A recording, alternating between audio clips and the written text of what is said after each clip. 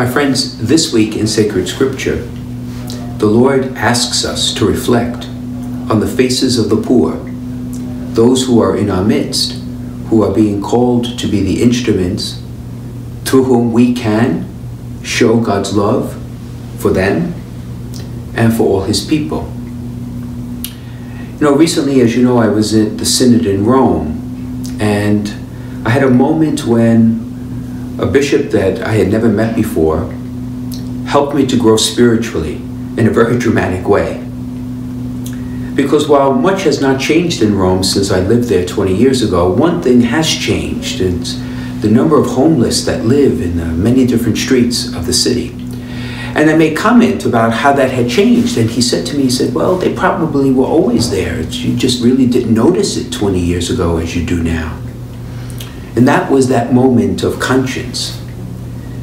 Because the truth of the matter is, many a time in my own life, and perhaps in yours, we do not actually see what's before us.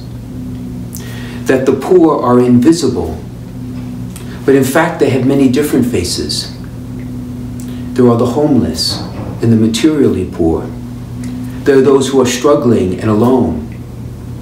Those friends that we keep saying to ourselves we're going to call, and perhaps those friends have no one in their lives, perhaps except you and I.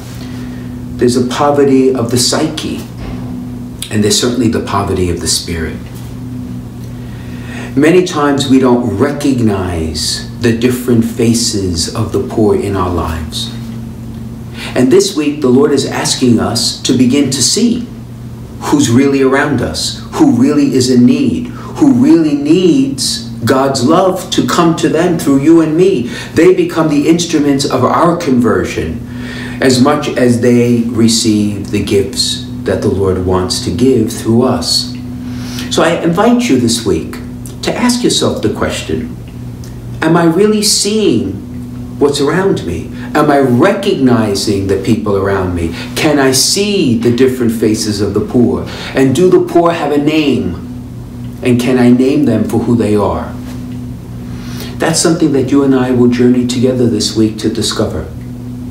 But if we do not see with our eyes and our hearts, then we are essentially blind.